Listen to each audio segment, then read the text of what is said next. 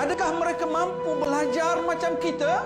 Rasulullah sallallahu alaihi wasallam bersabda yang bermaksud, sesungguhnya Allah tidak melihat kepada tubuh rupa paras dan luaran kamu, sebaliknya melihat kepada hati dan amalan kamu. Ya, anak-anak ini dilahirkan kurang upaya, tetapi dengan mempertingkatkan kaedah serta teknik pengajaran dalam pendidikan awal kanak-kanak OKU dari seawal usia, PDKQ boleh membantu mereka membesar menjadi insan yang berjaya dan membanggakan. Namun, PDKQ memerlukan bantuan anda semua.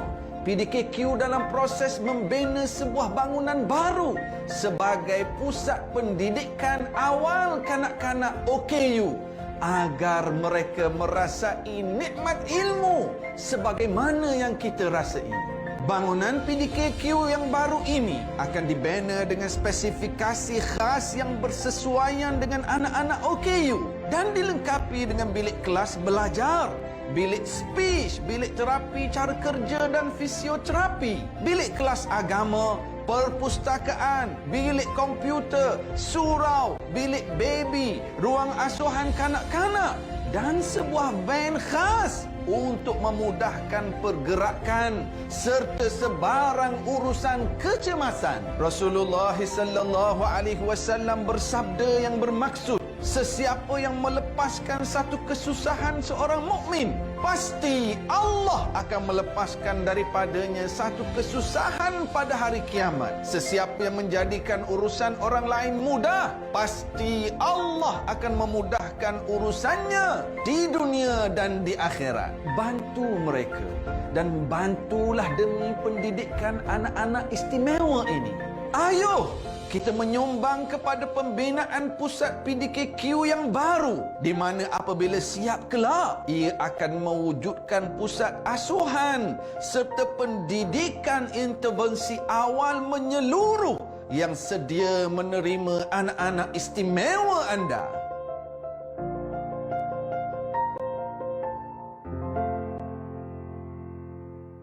Allahu Akbar, itu dia wajah-wajah anak syurga yang sentiasa menyentuh hati kita. Subhanallah, mereka perlukan perhatian dan bantuan daripada kita. Subhanallah. Dan kita bersama dengan penasihat agama PDKQ sendiri, iaitu selalu kita bersama kita Ustaz Bakhtiar Fitri Abdul Hamid. InsyaAllah dalam mengejar Ramadan terakhir, Ustaz, mungkin kita boleh kongsikan. Ustaz mesti dah pergi tempat tu dan sebagainya. Dan mungkin Ustaz boleh berikan juga maklumat. Sebenarnya kita dengarkan tadi, yang diinginkan adalah menyediakan fasiliti untuk memudahkan anak-anak tu. Berapa ramai yang ada kat sana sebenarnya, Ustaz? Baik, Assalamualaikum warahmatullahi taala wabarakatuh kepada Talib dan juga penonton TV Al-Hijrah pada pagi ini. Sebenarnya Allah Taala, tuan-tuan dan puan-puan, dia bagi ruang kepada kita pada pagi ini untuk menonton TV Al-Hijrah. Masya-Allah. Allah bagi ruang untuk kita berinfak pada akhir-akhir Ramadan. Allahu Akbar. Bila Talib sebut tu tadi anak-anak syurga, dah beritahu, Nabi dah beritahu, ini kelompok manusia yang akan masuk ke syurga. Maknanya kita menyediakan keperluan untuk ahli syurga. Subhanallah. Subhanallah. PDKQ memerlukan lebih kurang 5 juta ringgit untuk nak membeli sebuah bangunan dan menyediakan kemudahan anak-anak OKU. Tak semua orang berkemampuan. Walaupun ibu ayah itu katakan berduit sekalipun, tetapi kemampuan untuk menyediakan kemudahan yang sesuai untuk anak. Dengan sebab itu, PDKQ menjadi salah satu alternatif. Orang kata yang utamalah kepada ibu ayah, terutamanya ibu ayah yang tidak berkemampuan. Kita bantu mereka untuk nak menyediakan anak-anak mereka. Saya pernah berbual dengan ibu ayah yang anak-anak autism antaranya, yang anak-anak cacat. Even dalam pembelajaran saya pun sekalipun, kami pernah buat program, subhanallah. Bagaimana sangat sukar untuk nak berhadapan dengan anak-anak ni, tetapi dengan kemahiran yang ada pada PDKQ, dia memberi jalan. Terbuka luas jalan kepada ibu ayah, oh begini rupanya nak didik anak. Anak kita insya-Allah sempurna, tetapi anak yang lain. Saya pernah teringat lagi satu masa dahulu, bersiaran di TV juga masa itu. Seorang ibu mengadu bagaimana dia rasa sedih sangat anak meninggal dunia, tetapi dia kata anak tersebut tak dapat nak sempurnakan solat. Cuma dia kata, Ustaz, anak saya tu saya dah ajar dia, tapi dia anak OKU. Dia tak dapat nak sempurnakan solat. Saya kata dekat ibu tu, saya kata, ibu jangan risau ibu. Anak tak wajib sembahyang pun, tetapi ibu mengajar kepada anak tu tadi, subhanallah, besar dah pahala dekat situ. Allahuakbar. Kami mak bapak yang anak sempurna pun belum tentu dapat didik anak seperti mana ibu tu tadi. Menangis ibu tu. So hari ni tuan-tuan dan puan-puan, kita nak bantu ibu-ibu dan ayah sebegitu. kita sediakan tempat di situ. Saya sebut tadi kita memerlukan lebih kurang 5 juta ringgit untuk kos pembinaan pembelian bangunan di Ceras, termasuk juga kita menyediakan semua keperluan di sana. Sebab kita semua tahu bagaimana tingginya kos untuk menyediakan kos anak-anak OKU ni kan. Betul. Anak-anak istimewa ni sebenarnya. Dan setakat ke hari ni kita ada 30 pelajar di sana dan kalaulah dapat kita beli bangunan 5 juta ni tuan-tuan, lagi ramai akan belajar di sana insya-Allah, dan lagi ramai sebenarnya akan dapat orang kata manfaat daripada fasiliti yang ada tu. Dari situ. Sebab saya tengok ada bilik komputer, ada surau betul. dan sebagainya Ustaz. Sebab apa? Saya yakin dan pasti setiap anak-anak ni dia ada kepelbagaian upaya yang berbeza-beza. Jadi mereka perlukan perhatian berbeza-beza. Betul. Ruang belajar yang berbeza, betul Ustaz ya? Even guru yang mengajar pun kita perlukan kepakaran seorang guru tu tadi. Dan yang paling penting tuan-tuan dan puan-puan, saya sebut tadi, bila kita berpeluang untuk menonton pada pagi ini, Allah buka ruang kita berinfak pada akhir Ramadan. Hari ini hari 29 Ramadan. Subhanallah. Nabi sebut dalam hadis tentang orang-orang yang menyempurnakan hajat orang lain.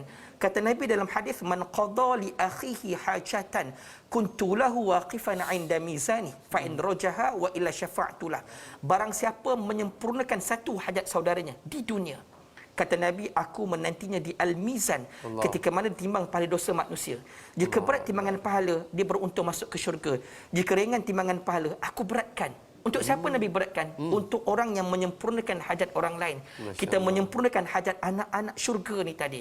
Kita membantu ayah ibu yang tidak berkemampuan. Dengan sebab itu tuan-tuan dan perempuan, jangan menyesal selepas Ramadan kita tak dapat berinfak. Bahkan kata Allah Ta'ala dalam ayat yang ke-10 surah Al-Munafiqun, ada golongan manusia yang hampir kepada kematian. Kan diminta kepada Allah, ya Allah, hidupkan aku. Tangguhkan dulu kematian dulu. kami. Untuk apa? Untuk kami berinfak. Tuan-tuan, ini rezeki untuk berinfak pada pagi ni tuan-tuan.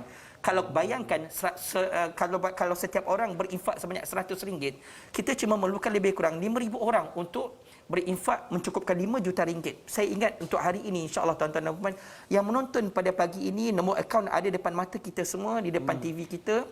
Minta kepada tuan-tuan dan puan untuk sama-sama kita ringankan tangan, kita membantu sahabat-sahabat kita, anak-anak kita, anak-anak syurga kita untuk meneruskan kelangsungan hidup ni tadi. Mudah-mudahan kami di PDKQ mendoakan, ya Allah, mudah-mudahan Allah beri kesihatan kepada orang yang berinfak.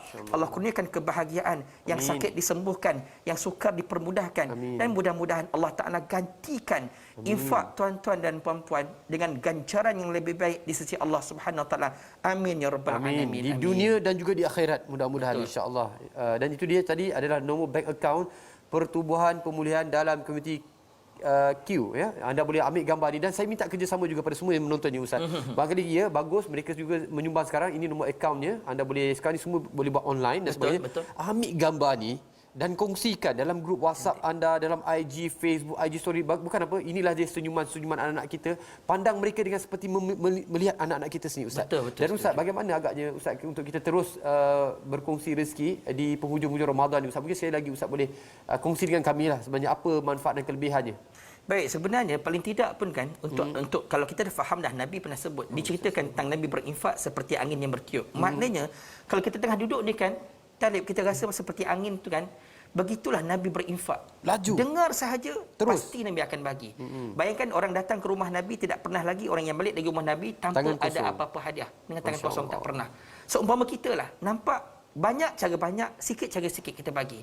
So kalau banyak kita bagi banyak, sikit cara sikit. Dan kita kena ingat, Nabi sebut dalam hadis, was-sadaqatu tukaffiru khati'ah. Sedekah itu menghapuskan musibah, menghapuskan dosa. Sedekah itu memudahkan kehidupan. Sedekah itu menjalankan kehidupan kita dengan lebih baik. So sesiapa yang bermasalah kadang-kadang, sesiapa yang kita rasa ada masalah, ada kesukaran, kesulitan, berinfaklah, bersedekahlah. Mungkin di situlah gadaian kita yang terakhir untuk Allah menyelesaikan masalah kita dunia dan juga akhirat, insya-Allah, mudah-mudahan. Dan itulah bukti kita di akhirat nanti, insya-Allah. Insya-Allah, mudah-mudahan yang kita beri itu bukan untuk orang lain, ianya adalah untuk diri kita juga. Betul, untuk diri kita juga, insya-Allah. Alhamdulillah. Jadi kami nak ucapkan jutaan terima kasih kepada Ustaz atas berkongsi maklumat pada kami, dan kita nak juga kongsikan kepada anda semua, inilah dia maklumat yang tertera. Tolong ambil gambar sekarang. Ini dia, salurkan sumbangan anda kepada nombor akaun yang tertera ini, Maybank kepada pertumbuhan pemulihan dalam komuniti Q, insya-Allah. Ustaz, terima kasih banyak Ustaz. Semoga Allah memberkati usaha Ustaz dan pasukan. Amin, amin, doakan. Dan juga kepada semua pihak pengurusan PDKQ, kami merakamkan jutaan terima kasih kepada anda atas usaha ikhtiar anda. Mudah-mudahan kami semua boleh sama-sama menyumbang InsyaAllah, kepada mudah-mudahan PDKQ ini, insya-Allah. Dan kita akan berehat seketika kembali selepas ini dengan beberapa lagi maklumat yang sangat baik untuk kita kongsikan bersama, insya-Allah.